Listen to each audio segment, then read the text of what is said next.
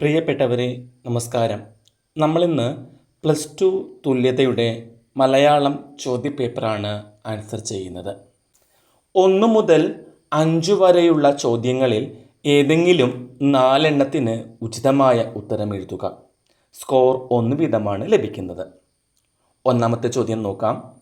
കർണൻ്റെ വേൽപ്രയോഗത്തിൽ നീല മല പോലെ വീണ് കിടക്കുന്നത് ആരാണ്?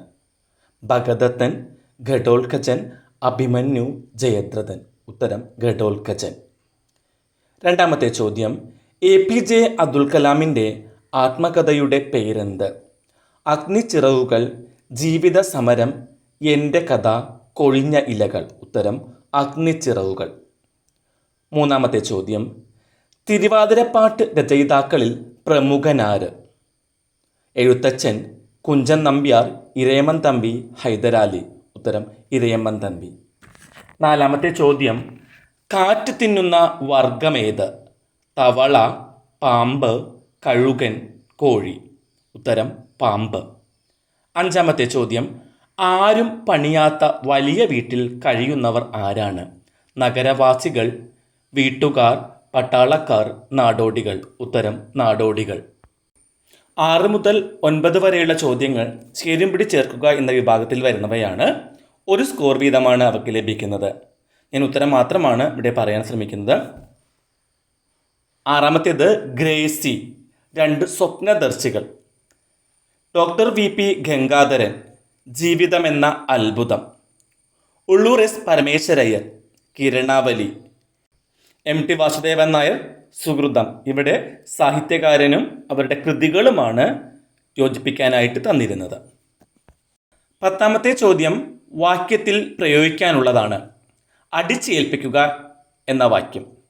മുതിർന്നവർ കുട്ടികളുടെ കാര്യങ്ങളിൽ എല്ലാം അടിച്ചേൽപ്പിക്കാതിരിക്കാൻ ശ്രദ്ധിക്കേണ്ടതാണ്.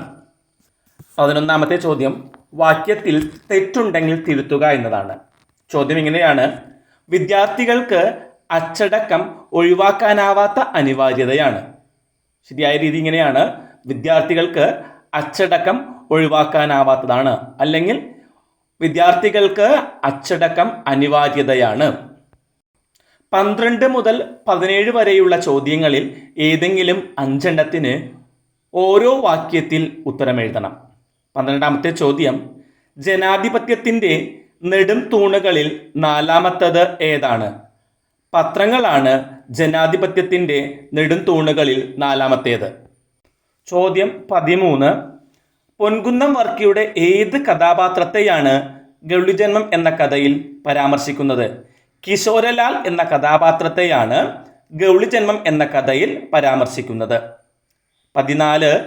55-ന് ഖാദർ സാഹിബിൻ്റെ ജീവിതത്തിലുള്ള പ്രാധാന്യമെന്ത്? ഖാദർ സാഹിബും ആമിനുമ്മയും ദാമ്പത്യ ജീവിതം ആരംഭിച്ചിട്ട് 55 വർഷങ്ങളായി എന്നാണ്. 15. മുറിപ്പാടിൽ നീരൊലിച്ചു നിന്നത് ആരാണ്? മുരിങ്ങമരമാണ് മുറിപ്പാടിൽ നീരൊലിച്ചു നിന്നത്. 16. ഉപ്പൻ്റെ കൂവൽ വരയ്ക്കുന്നു എന്ന കൃതി എഴുതിയതാര്? S ജോസഫാണ് ഉപ്പൻ്റെ കൂവൽ വരയ്ക്കുന്നു എന്ന കൃതി എഴുതിയത്. 17ാമത്തെ ചോദ്യം. കേരളത്തിലെ ക്രിസ്ത്യാനികൾക്കിടയിൽ പ്രചാരത്തിലിരിക്കുന്ന കല ഏത്? കേരളത്തിലെ ക്രിസ്ത്യാനികൾക്കിടയിൽ പ്രചാരത്തിലിരിക്കുന്ന കല മാർഗം കളിയാണ്. ചവിട്ട് നാടകം എന്ന ഉത്തരവും ശരിയാണ്. ഈ ചോദ്യപേപ്പറിൻ്റെ അടുത്ത ഭാഗം മറ്റൊരു ക്ലാസ്സിൽ നമുക്ക് ചെയ്യാം. ക്ലാസ് ഇഷ്ടമായിട്ടുണ്ടെങ്കിൽ ലൈക്ക് ചെയ്യാനും ഷെയർ ചെയ്യാനൊന്നും മറക്കരുത് കേട്ടോ. സബ്സ്ക്രൈബ് ചെയ്യാത്തവരുണ്ടെങ്കിൽ സബ്സ്ക്രൈബ് ചെയ്യുമല്ലോ. മറ്റൊരു ക്ലാസ്സുമായി കാണും വരെ എല്ലാവർക്കും നന്ദി, നമസ്കാരം. Thank you.